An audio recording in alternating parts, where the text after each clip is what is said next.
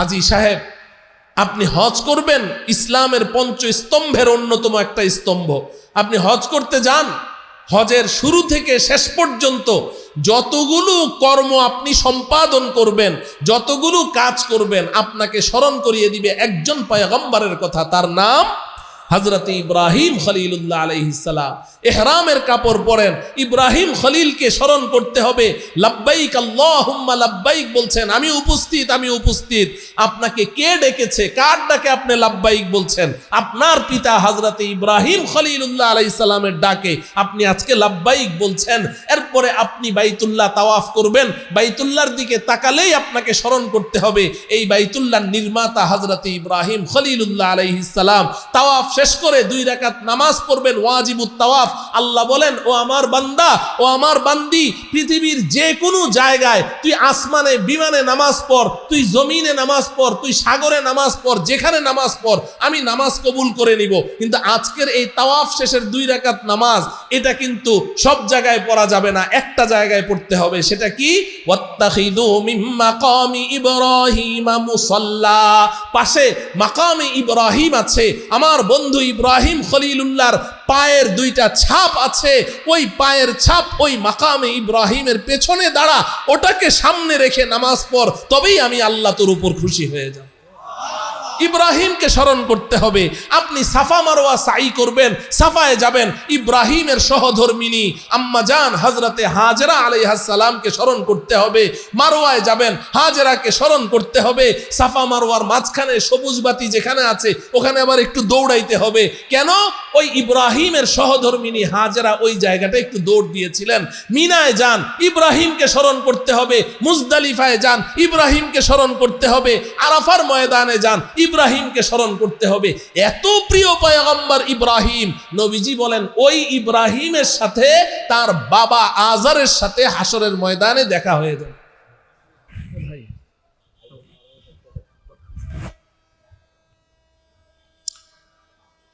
আল্লাহু আকবার।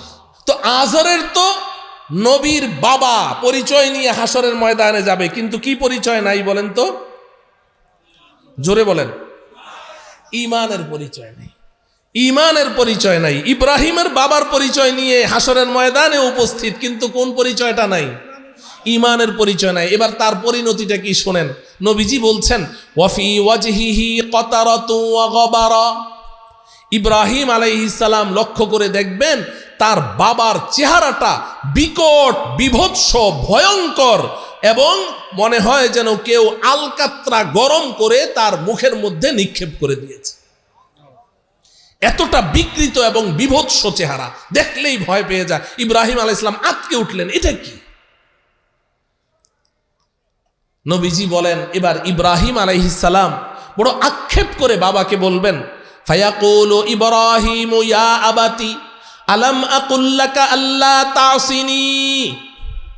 ইব্রাহিম বড় বিনয়ের সাথে বলবে, ও আব্বা, আপনাকে পৃথিবীতে বলেছিলাম না আমার মতের বাইরে যেন না? আলাম আকুল লাকা আল্লা তাসিনি, আমি আপনাকে বলেছিলাম না আমার মতের বাইরে যেন না? আমি যা বলি শুনেন না, আপনি তো আমার কথা শুনলেন না। আমি বললাম আপনি মূর্তি তৈরি করেন না, তাও আপনি মূর্তি তৈরি করলেন। ইব্রাহিমের বাবা কি করত? মূর্তি তৈরি করত, জানেন না? নাকি আমি বানিয়ে বলছি? না, মূর্তি তৈরি করত। ইব্রাহিম আলাইহিস সালাম নিষেধ করেছে, মূর্তি তৈরি করেন না, এটা শিরিক, মূর্তি তৈরি করা যাবে না। ইব্রাহিম যতই নিষেধ করলেন, আজার শুনলো তো নাই। কত বড় নিমক হারাম, নিজের সন্তানকে আগুনে নিক্ষেপ করার জন্যে নমরুদের সাথে যোগ সাজিশ করে এরপরে ইব্রাহিম আলাইহিস সালামকে আগুনে নিক্ষেপের ব্যবস্থা করে দিল। নাউজুবিল্লাহ পড়েন। আল্লাহর পয়গম্বরকে আগুনে নিক্ষেপ করলো, তারপরেও সে মূর্তি তৈরি করা ছাড়লো না। মূর্তি তৈরি করলো, আবার বাজারে বিক্রি করে, নিজেও পূজা করে, আবার অন্যদেরকেও ওই পূজা করতে বাধ্য করে। ইব্রাহিম আলাইহিস সালাম বললেন, আব্বা, আমি তো নিষেধ করেছিলাম, যদি ওই দিন আমার কথাটা শুনতেন তাহলে আজকে তো আপনার এই করুণ পরিণতি হতো না। ইব্রাহিম আলাইহিস সালাম যখন তার বাবাকে খুব আক্ষেপ করে এই কথাগুলো বলছেন, নবীজি বলেন, এবার তার বাবা জবাব দেয়, ফায়াকুলু আবুহু আজার ওয়ালাকিন্নাল ইয়াউমা লা আসি। ইব্রাহিমের বাবা বলে, ও বেটা ইব্রাহিম, দুনিয়াতে আমি যা করেছি, আজকে আমি তোমার সাথে ওয়াদা করছি হাসরের ময়দানে আজকে তুমি আমাকে যা বলবা তাই শুনবো, আজকে তোমার কথার বাইরে যাব না।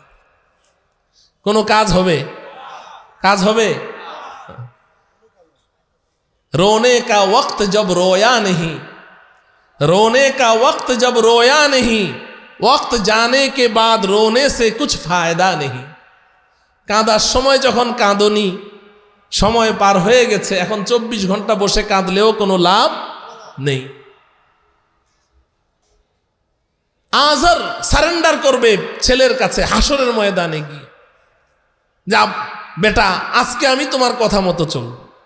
ইব্রাহিম আলাইহিস সালাম তিনি খুব ভালো করে বুঝেন যে কোনো লাভ হবে না, তারপরেও বাবা তো, বাবার কথাটা তার অন্তরে লাগবে, এই কথাটাকে পুঁজি করে ইব্রাহিম আলাইহিস সালাম সোজা চলে যাবেন আরশে আজিমের নিচে, সেজদায় লুটিয়ে পড়ে এবার আল্লাহর কাছে দরখাস্ত করবেন।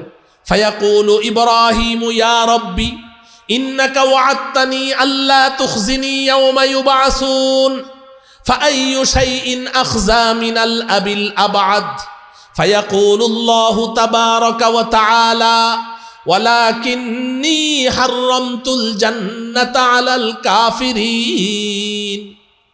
ইব্রাহিম আলাইহিস সালাম নবীজি বলছেন, দৌড়ে গিয়ে আল্লাহর কাছে সেজদায় গিয়ে বলবে, ওগো আল্লাহ, আপনি না পৃথিবীতে আমার সাথে একটা ওয়াদা করেছিলেন। ইব্রাহিম আলাইহিস সালাম আল্লাহকে বলবে, আপনি পৃথিবীতে কিন্তু আমার সাথে একটা ওয়াদা করেছিলেন, সেই ওয়াদাটা কি? আল্লাহ তুখজিনি ইয়াউমা ইউবআসুন, হাসরের ময়দানে আপনি আমাকে লজ্জিত করবেন না। এটা কোরআন শরীফে আছে, আমাদের কোরআন শরীফে 23 নম্বর পারায় এটা আছে। ইব্রাহিম দোয়া করছিলেন যে আল্লাহ, দুনিয়াতে যাই হোক হাসরের ময়দানে আপনি আমাকে লজ্জিত করেন না। আল্লাহ বলছে ঠিক আছে ইব্রাহিম। এখন ইব্রাহিম এই কথাটা আল্লাহকে স্মরণ করিয়ে দিবেন যে আল্লাহ গো, আপনি না দুনিয়াতে আমার সাথে একটা ওয়াদা করেছেন যে আমাকে হাসরের ময়দানে লজ্জিত করবেন না। ফাআইয়ু শাইইন আখযা মিনাল আবিল আবআদ, আজকে আমার বাবা পৃথিবীর সমস্ত মানুষের সামনে তার চেহারাটা বিকট বিভৎস একেবারে ভয়ঙ্কর হয়ে আছে, সবাই দেখে চিনতে পারছে ইব্রাহিমের বাবা চির জাহান্নামী। এর চেয়ে বড় লজ্জাস্কর বিষয় আমার জন্য আর কি হতে পারে? আপনি তো বলছেন আমাকে লজ্জিত করবেন না, আমি তো পুরা দস্তুর লজ্জিত। ও আমার প্রিয় যুবক ভাইয়েরা, আল্লাহ রব্বুল আলামিন তখন কি জবাব দিবেন? ফায়াকুলুল্লাহু তাবারাকা ওয়া তাআলা ওয়ালাকিন্নী হাররামতুল জান্নাতা আলাল কাফিরিন। আল্লাহ পাক বলবেন, ও আমার প্রিয় বন্ধু ইব্রাহিম, হ্যাঁ হ্যাঁ হ্যাঁ, আমি তোমার সাথে ওয়াদা করেছি তোমাকে হাসরের ময়দানে লজ্জিত করব না, আমি আল্লাহ ওয়াদা ভঙ্গ করি না। কিন্তু ইব্রাহিম, তুমি কি ভুলে গেছো আমি আল্লাহর কাছে একটি সংবিধিবদ্ধ বিধান আছে, একটি সংবিধিবদ্ধ বিধান আছে, লা ইউবাদদালুল কওলু লাদাইয়া। আজকে সেই বিধানের মধ্যে কোনো ব্যত্যয় ঘটবে না, কোনো পরিবর্তন ঘটবে না। আমি যেই জান্নাত তৈরি করেছি, তুমি কি জানো না যে কোনো কাফের মুশরিক বেঈমানকে আমি আমার এই পবিত্র জান্নাতে প্রবেশ করতে দিব না। আমার এই জান্নাতে প্রবেশ করতে হলে ঈমানের পরিচয় লাগবে। যত বড় পরিচয় নিয়েই কেউ আসুক না কেন, এই জান্নাতে প্রবেশ করতে পারবে না, তাকে জাহান্নামে নিক্ষিপ্ত হতে হবে। শুধু ঈমানের পরিচয় ছাড়া কেউ এই জান্নাতে ঢুকতে পারবে না। ও আমার প্রিয় ভাইয়েরা, এই আলোচনা থেকে কি বুঝলেন? আবার ওইদিকে তাকায়, এই ওইদিকে তাকান কেন? ওখানে কি? আমি কি ওয়াজ শেষ করে দিব? বলেন যে না হুজুর শেষ করে দেন। ওইদিকে তাকাবেন না, ওইদিকে কি আছে বলেন? কেউ কথা বলছে, কেউ চিৎকার করছে, এই তো এদিকে তাকিয়ে থাকে। তো এই আলোচনা থেকে কি বুঝলেন? এই কথা থেকে আমরা কি বুঝলাম? আমাদের একমাত্র নাজাত এবং মুক্তির একমাত্র উপায় ঈমান। ঈমান ছাড়া কি কোনো রক্ষা আছে? আমার প্রিয় যুবক ভাইয়েরা বলো, ঈমান ছাড়া কোনো রক্ষা আছে? কোনো রক্ষা নাই। ঈমান ছাড়া বাঁচার কোনো উপায় নাই। এখন একটা প্রশ্ন, আমি এই প্রশ্নটা করার জন্য এতক্ষণ ভূমিকা হিসেবে কথাগুলো বললাম। প্রশ্নটা হলো, ঈমান কি জিনিস? ঈমান কাকে বলে? আমি শুধু আজকে ঈমানের ডেফিনেশনটা তোমাদেরকে শোনাতে চাই। মানা না মানা এটা তো তোমার নিজের ব্যক্তিগত ব্যাপার। বলার দায়িত্ব আমার, আমাকে তো বলার জন্যই ডেকেছ। বন্ধু, ঈমান কাকে বলে?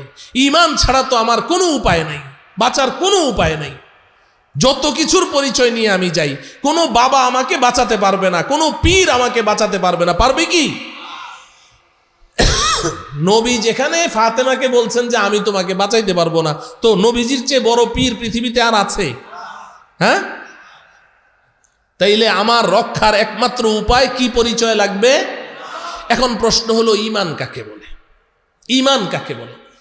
এই প্রশ্নটা এজন্য করছি যে আমাদের দেশের, আমি বহির্বিশ্বের কথা জানি না, আমার চোখের সামনে আমার ভাই বোনেরা আছেন, আমার দেশের মানুষ আছেন। আমার বিশ্বাস আমার বাংলাদেশের 90% মুসলমান ঈমান কি জিনিস জানে না। 90% মুসলমান ঈমান কাকে বলে জানে না। ঈমানের ব্যাপারে তারা ধোকার মধ্যে আছে। এই যে এখন এই মজলিসের মধ্যে আমি যদি বলি কারা কারা ঈমানদার, কার কার ঈমান আছে, সবাই হাত উঠাবে, সবাই হাত উঠাবে। এক হাত না দুই হাত, আমিও উঠাবো, আপনারা উঠাবেন যে হুজুর আর যাই হোক হুজুর ঈমান আছে, এটা বিশ্বাস করেন হুজুর, আর যাই হোক ঈমান আছে।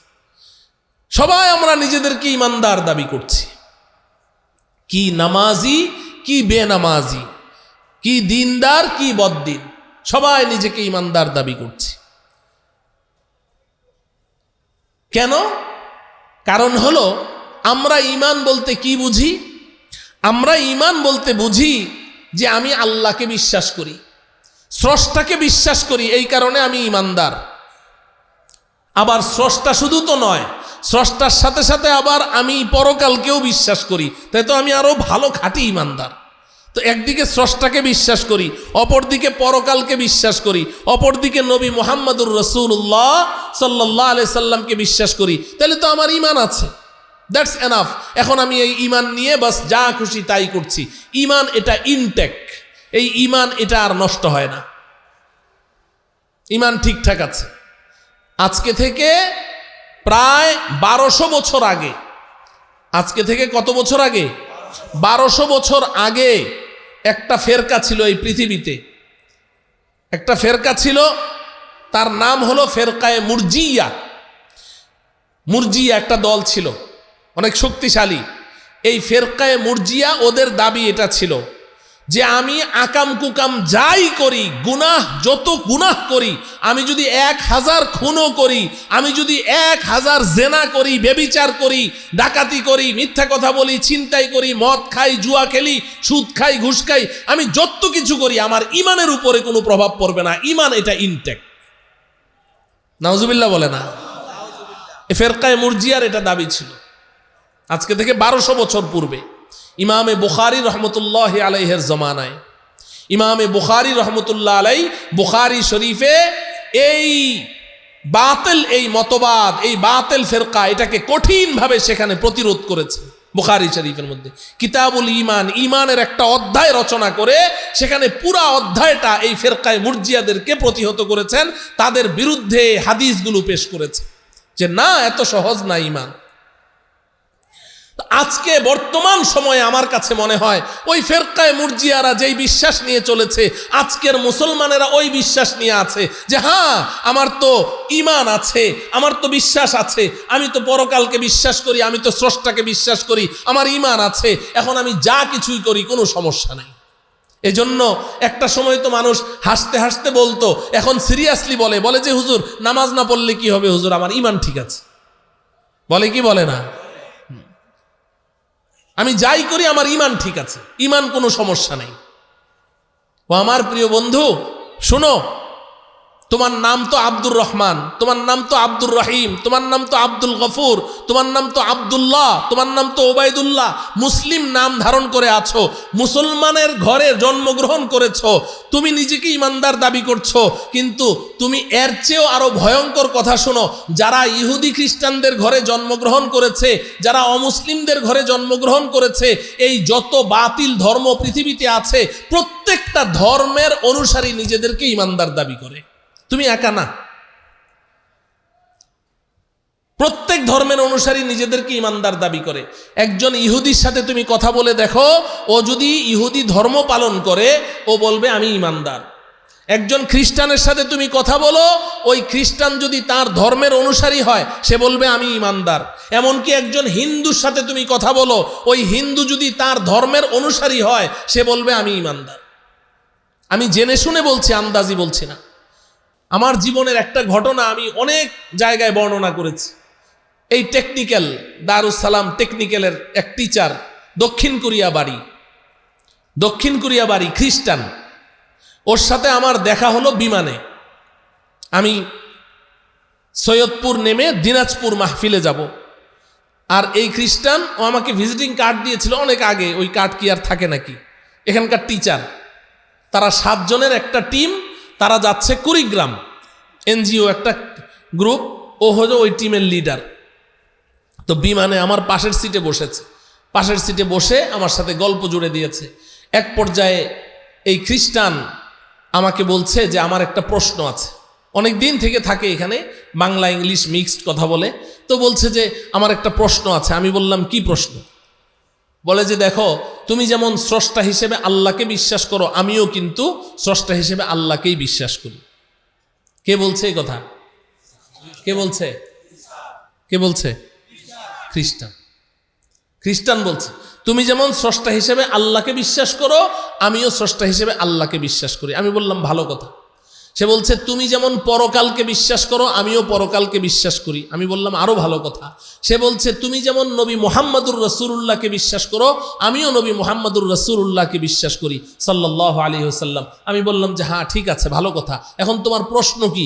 সে বলছে যে আমার প্রশ্ন হলো যে আমার মধ্যে ঈমান আছে কিনা এটা বলো। কিরে যুবক ভাই, সহজ প্রশ্ন না কঠিন প্রশ্ন? কঠিন প্রশ্ন, জটিল প্রশ্ন। আমি ওই খ্রিস্টানকে কি জবাব দিয়েছিলাম ওটাই আজকে আমি আমার যুবক ভাইদেরকে শোনাইতে চাই। আমি তখন ওই খ্রিস্টানকে বললাম যে আচ্ছা, তুমি স্রষ্টা হিসেবে আল্লাহকে বিশ্বাস করো? বলে যে হ্যাঁ আমি স্রষ্টা হিসেবে, উনি আমাদের স্রষ্টা। এজন্য তুমি ঈমানদার? বলে যে হ্যাঁ আমি ঈমানদার। আমি বললাম তুমি কি আবু জেহেলকে চিনো? বলে হ্যাঁ চিনি।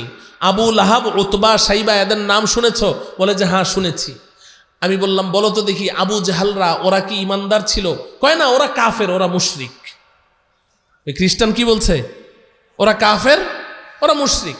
আমি বললাম হ্যাঁ তুমি ঠিক বলেছ, আবু জেহেল, আবু লাহাবরা কাফের ছিল, মুশরিক ছিল, কিন্তু তোমার এই খবর নেই তুমি যেমন স্রষ্টা হিসেবে আল্লাহকে বিশ্বাস করো, আবু জেহেলরাও স্রষ্টা হিসেবে আল্লাহকেই বিশ্বাস করত। ও বলে না এটা। আমি বলে আরে থামো, আমি তো পড়াশোনা করি, আমি তো জেনে শুনে বলছি। আবু জেহেলরা স্রষ্টা হিসেবে কাকে বিশ্বাস করত? আল্লাহকে বিশ্বাস করত। যুবকেরা শোনো, মক্কার যত কাফের মুশরিক বেঈমানেরা ছিল এরা স্রষ্টা হিসেবে আল্লাহকে বিশ্বাস করত। এই কথাটা আমার নয়, আল্লাহ পাক নিজে বলেছেন কোরআনে কারীমের মধ্যে। আল্লাহ পাক বলেন ওয়ালা ইন সাআলতাহুম মান খালাকাস সামাওয়াতি ওয়াল আরদা ওয়া সাখখারাশ শামসা ওয়াল কমারা লা ইয়াকুলুন্নাল্লাহ। আল্লাহ পাক বলেন আমাদের নবীজিকে, ও বন্ধু আপনি মক্কার কাফের মুশরিক বেঈমানদেরকে গিয়ে একটা প্রশ্ন করেন। আল্লাহ বলছেন কাকে? আমাদের নবীজিকে। কে বলছেন? আল্লাহ। কাকে বলছেন? আমাদের নবীজিকে। কাকে প্রশ্ন করতে বলেছেন? মক্কার কাফেরদেরকে।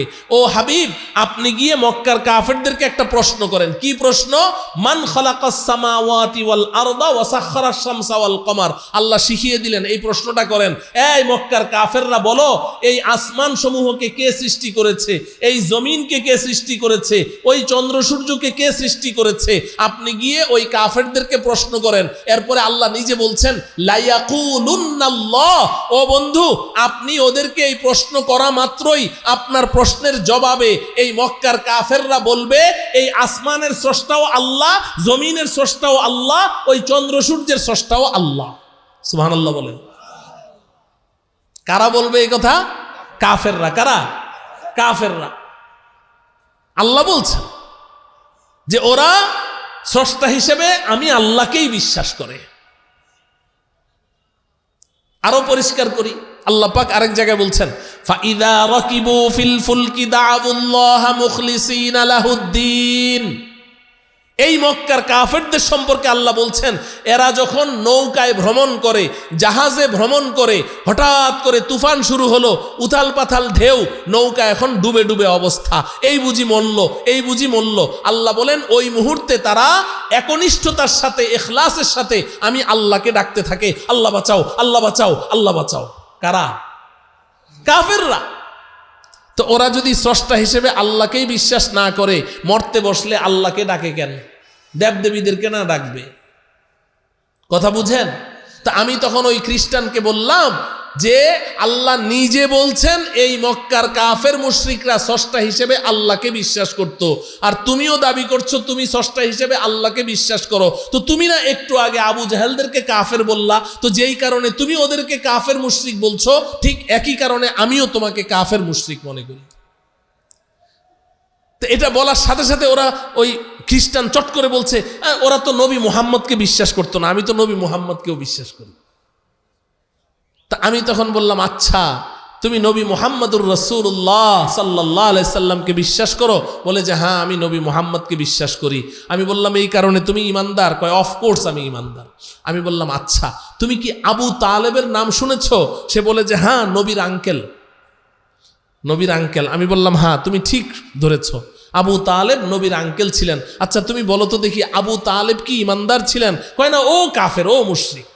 আমি বললাম হ্যাঁ আবু তালেবও কাফের, আবু তালেবও মুশরিক, কিন্তু তুমি এটা জানো না আবু তালেব একদিকে স্রষ্টা হিসেবে আল্লাহকেও বিশ্বাস করতেন, অপরদিকে তার ভাতিজা মুহাম্মদকে নবী হিসাবেও বিশ্বাস করতেন। সে অস্বীকার করতে চাইল। আমি বললাম যে না তুমি জানো না, আমি জানি, আমি জেনে বলছি। আবু তালেব, আমার প্রিয় যুবক ভাইয়েরা, তোমরা যারা আমার সামনে বসে আছো তোমাদেরকে বলছি, নবীজির চাচা আবু তালেব একদিকে স্রষ্টা হিসেবে আল্লাহকেও বিশ্বাস করতেন, অপরদিকে তার ভাতিজা মুহাম্মদকে নবী হিসেবেও বিশ্বাস করতেন। কেমন বিশ্বাস? আমাদের মতো টলমলো বিশ্বাস না। আমি বলছি, আমি আমার নবীকে যতটা বিশ্বাস করি, আবু তালেব তার ভাতিজা মুহাম্মদকে নবী হিসাবে এর চেয়েও আরো অনেক বেশি বিশ্বাস করতেন, অনেক বেশি বিশ্বাস করত। আবু তালেব শুধু বিশ্বাস ছিল না, ভালোবাসাও ছিল। রসুলের প্রতি আবু তালেবের ভালোবাসা ছিল কিনা, নাকি সন্দেহ আছে আপনাদের? আরে পৃথিবীর কোনো মা, কোনো বাবা তার সন্তানকে এত ভালোবাসা দিতে পারে নাই আবু তালেব তার ভাতিজা মুহাম্মদকে যত ভালোবাসা দিয়েছে। বিশ্বাসেরও কোনো ত্রুটি নাই, ভালোবাসারও কোনো অভাব নাই। এত ভালোবাসতেন, নিজের সন্তানদের চেয়ে বেশি ভালোবাসতেন। আবু তালেব তিনি একজন আরবি ভাষায় বড় দক্ষ ব্যক্তি ছিলেন, সুসাহিত্যিক ছিলেন, একজন কবি ছিলেন। আবু তালেব তার জীবদ্দশায় আমাদের নবীজির প্রশংসায় 22টা কবিতা লিখেছে। সুবহানাল্লাহ বলেন। কয়টা? 22টা কবিতা লিখেছে। আমি আপনাদেরকে আবু তালেবের একটা কবিতার 3 লাইন শোনাই, খুব মনোযোগ দিয়ে শুনেন নবীজি সম্পর্কে সে কি বলছে। আর এই 3টা লাইন শুনে আপনি সিদ্ধান্ত নেবেন আবু তালেবের বিশ্বাস ছিল কিনা।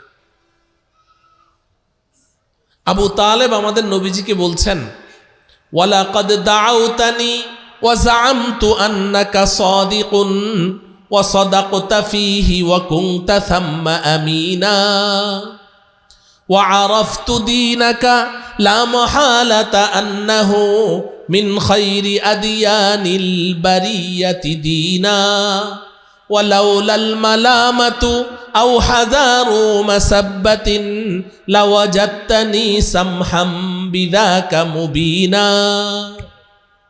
আবু তালেব আমাদের নবীজিকে লক্ষ্য করে বলছেন, ও ভাতিজা তুমি আমাকে ডেকেছো, ওয়ালাকাদ দাউতানি, তুমি আমাকে ডেকেছো, আমাকে আহ্বান করেছো। কোন দিকে? তোমার রবের দিকে। তুমি আমাকে ডেকেছো কোন দিকে? তোমার নবুয়ত রিসালাতের দিকে। তুমি আমাকে আহ্বান করেছো তোমার ধর্ম ইসলামের দিকে, ওয়া জাআমতু আন্নাকা সাদিকুন, এবং আমি দৃঢ়ভাবে বিশ্বাস করি তুমি একজন সত্যবাদী, জীবনে আমাদের সাথে একটিও মিথ্যা কথা বলনি। অতএব আজকেও তুমি তোমার রব সম্পর্কে যা বলেছো, তোমার নবুয়ত সম্পর্কে যা বলেছো, তোমার ধর্ম ইসলাম সম্পর্কে যা বলেছো, সব তুমি আমার সাথে সত্য কথা বলেছো। কে বলছে এই কথাগুলো? ওয়াসাদাকতা ফীহি ওয়া কুনতা সাম্মা আমিনা, তুমি আজকে আমার সাথে আমানতদারিতার সাথে সত্য কথা বলেছো। তোমার রব সত্য, তুমি নবী সত্য, তোমার ধর্ম ইসলাম সর্বশ্রেষ্ঠ ধর্ম। এটা হলো প্রথম লাইন। দ্বিতীয় লাইনে কি বলছে? ওয়া আরাফতু দীনাকা লা মুহালাতা আন্নাহু মিন খায়রি আদিয়ানিল বারিয়াতি দীনা। ও ভাতিজা মুহাম্মদ, তোমার ধর্ম ইসলামকে আমি এতটা দৃঢ়ভাবে বিশ্বাস করি, আমি অকপটে স্বীকার করছি যে এই পৃথিবীতে প্রচলিত যত ধর্ম আছে সমস্ত ধর্মের মধ্যে সর্বশ্রেষ্ঠ ধর্ম তোমার ধর্ম ইসলাম ধর্ম। কে বলছে কথাগুলো? আবু তালেব। তাইলে আবু তালেব রব হিসেবে আল্লাহকে বিশ্বাস করলো কিনা? তার ভাতিজাকে নবী হিসেবে বিশ্বাস করলো কিনা? ইসলাম ধর্ম শ্রেষ্ঠ ধর্মের স্বীকৃতি দিল কিনা? তো এবার আপনাদের কাছে আমি জানতে চাই, আমার প্রিয় ভাইয়েরা, বলুন তো দেখি, আবু তালেব কি ইমানদার ছিলেন? হ্যাঁ, আশ্চর্য ব্যাপার না? আমিও আল্লাহকে বিশ্বাস করি, আবু তালেবও বিশ্বাস করলেন। আমিও নবী মুহাম্মদকে বিশ্বাস করি, আবু তালেবও করলেন। আমিও ইসলামকে শ্রেষ্ঠ ধর্ম বলে জানি, আবু তালেবও জানলেন। তো আমার বিশ্বাস আর আবু তালেবের বিশ্বাস তো সেম হয়ে গেল। তাইলে আমি নিজেকে ইমানদার বলছি, আবু তালেবকে কাফের বলছি, কারণটা কি? আবু তালেবের দোষটা কি? আমার আর আবু তালেবের মধ্যে পার্থক্যটা কি? এটা জানার দরকার আছে না নাই? হ্যাঁ, আমি ওই কথাটুকুই শুধু বলতে চাই।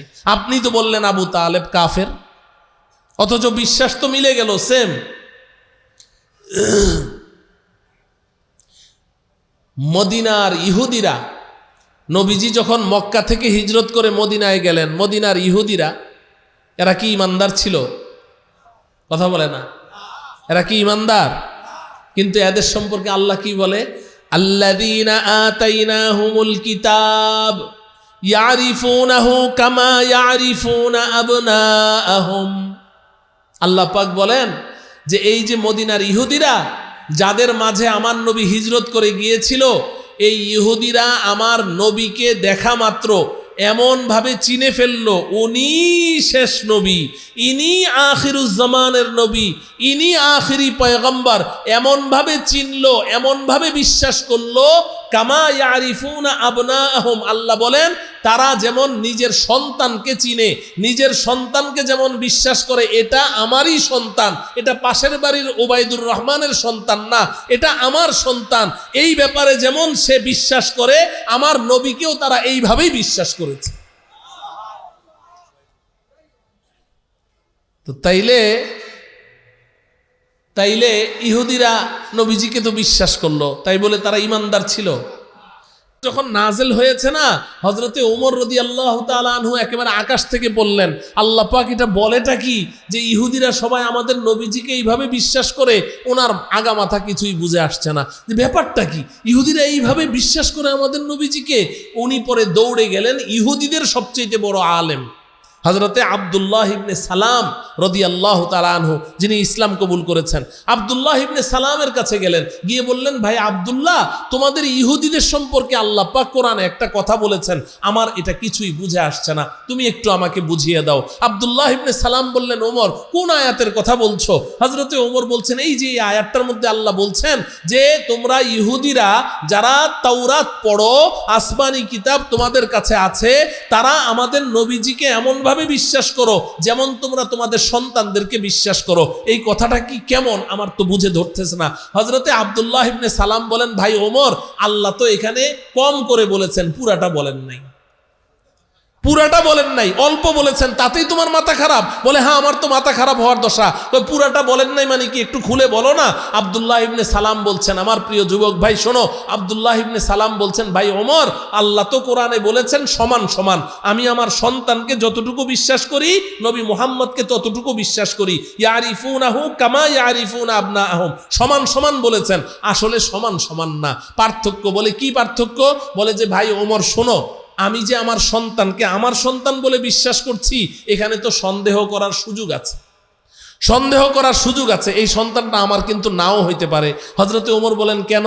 কয় যে আমি আমার বিবিকে ঘরে একা রেখে ব্যবসা বাণিজ্যের জন্য কোথায় কোথায় চলে যাই, 10 দিন 15 দিন 20 দিন কোথায় সফরে চলে যাই, 1 মাসের সফরে চলে যাই, বউকে ঘরে একা রেখে যাই। আমার বিবি যদি এই সময় আমার সাথে গাদ্দারি করে, নিমক হারামি করে, সে যদি তার সতীত্বকে রক্ষা না করে, তাহলে যেই ছেলেটাকে আমি আমার সন্তান বলছি, এই সন্তান তো আমার নাও হইতে পারে।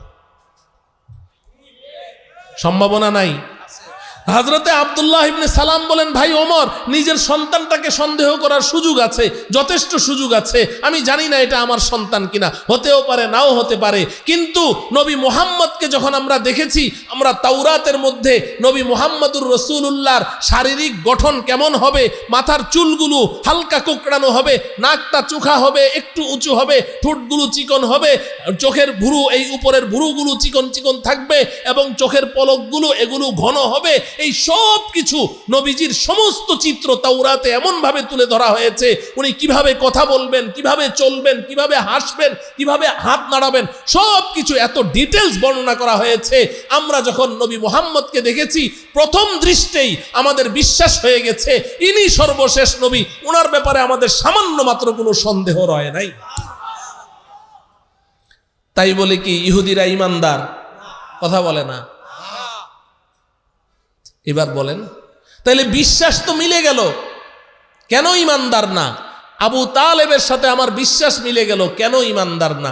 এই কেন ইমানদার নয়, এই প্রশ্নের জবাব আবু তালেবের কবিতার 3 নম্বর লাইনে আছে। 2টা লাইন তো আমি শুনাইলাম, 3 নম্বর লাইন শুনেন। এটা শুনলেই আমার বয়ান আপনাদের সামনে স্পষ্ট হয়ে যাবে।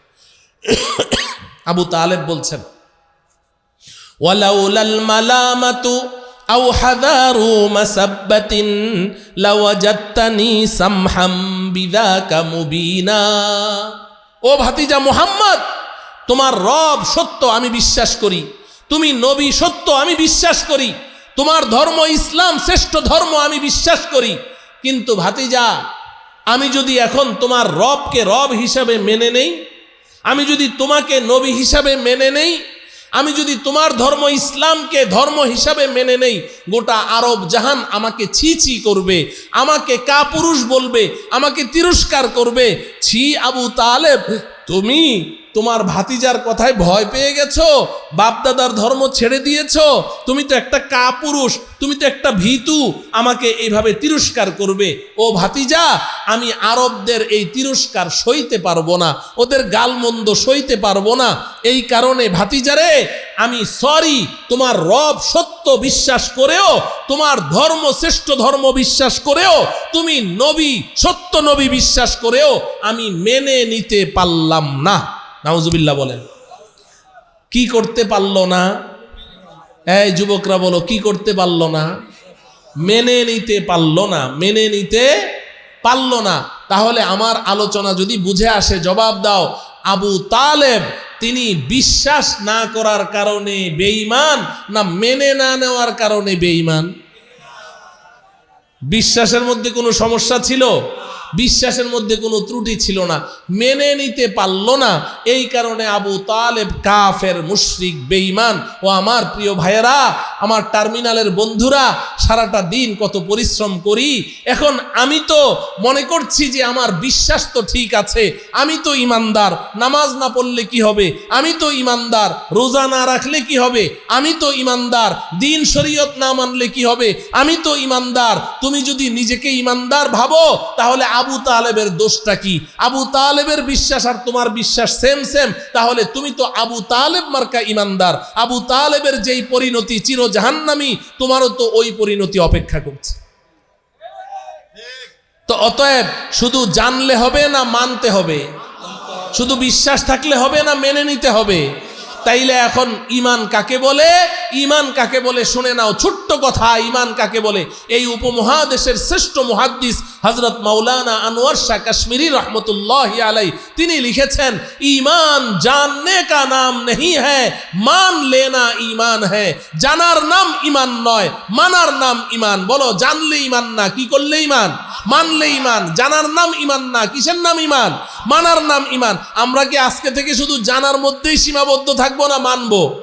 কারা কারা মানবো? হাত উঠাই। হে আল্লাহ, বলো হে আল্লাহ, আপনি আমাদেরকে আপনার সমুদয় বিধান মানার মাধ্যমে ঈমানদার হওয়ার তৌফিক দান করো। হাত নামান ভাই। ও আমার প্রিয় ভাই,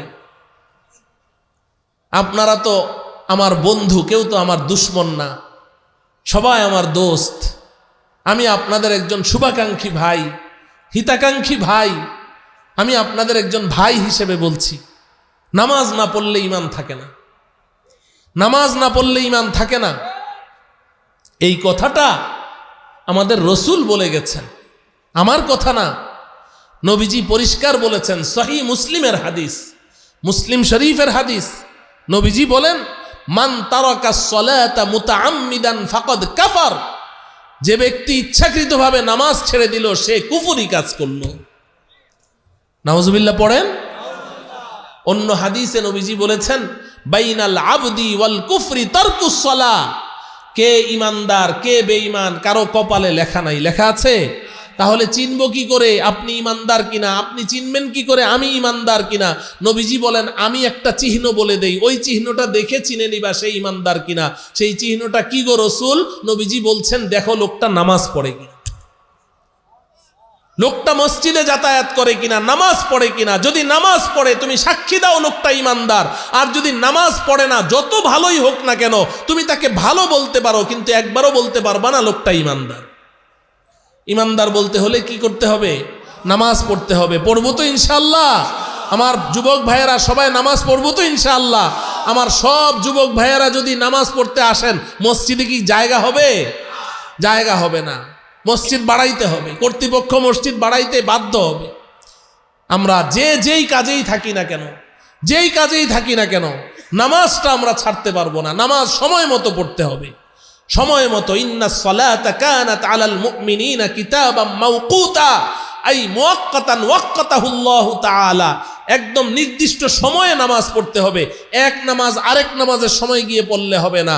যেই নামাজ ওই নামাজের ওয়াক্তে পড়তে হবে। জোহর আসরের ওয়াক্তে পড়লে আপনি জোহর পড়েছেন, কিন্তু সময়ের মধ্যে পড়া যে একটা ফরজ ছিল, সেই ফরজটা ছাড়ার কারণে আপনি কবিরা গুনাহ করেছেন।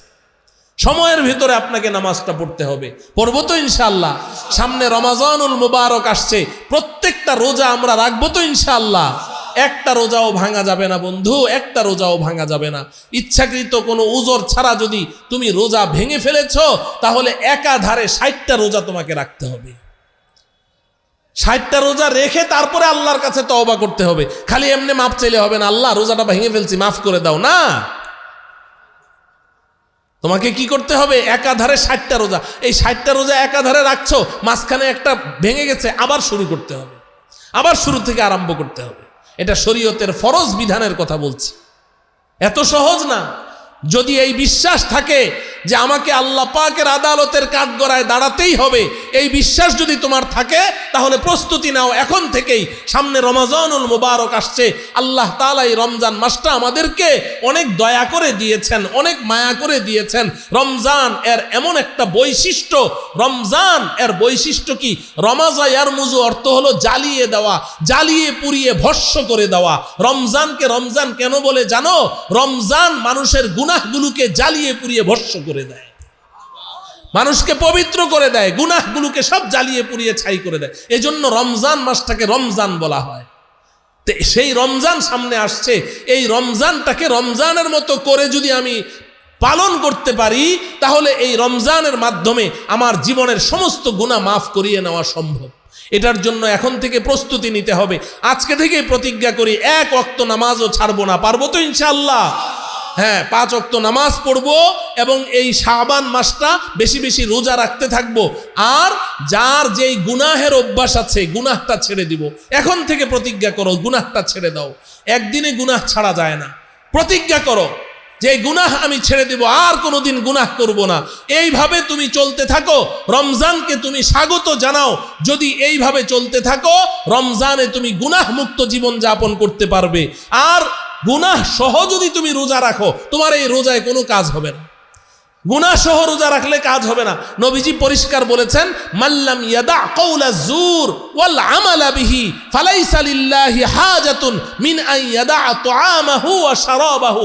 যে ব্যক্তি রমজানে গুনাহ ছাড়লো না, গুনাহ করলো, মোবাইলে অশ্লীল ছবি দেখার অভ্যাস, ও মোবাইলে সে অশ্লীল ছবি দেখেই যাচ্ছে, মিথ্যা কথা বলার অভ্যাস, মিথ্যা কথা বলেই যাচ্ছে, ওই মানুষের গীবত শিকায়েত করা অভ্যাস করেই যাচ্ছে, সুদ খাওয়ার অভ্যাস, ঘুষ খাওয়ার অভ্যাস, ওর যেই গুনাহ ওই গুনাহ সে চালিয়ে যাচ্ছে।